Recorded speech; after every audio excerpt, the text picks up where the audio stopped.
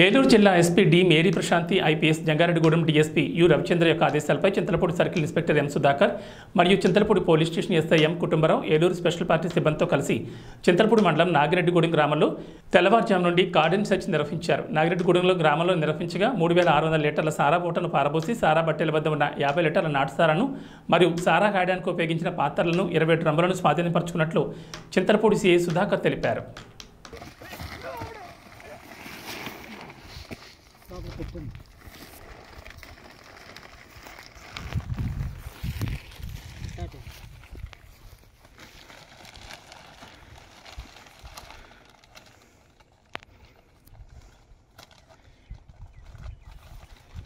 ఎంత కాస్ట్ ఉంటుంది ఇది? ఒక 2000 ఉంటుందా?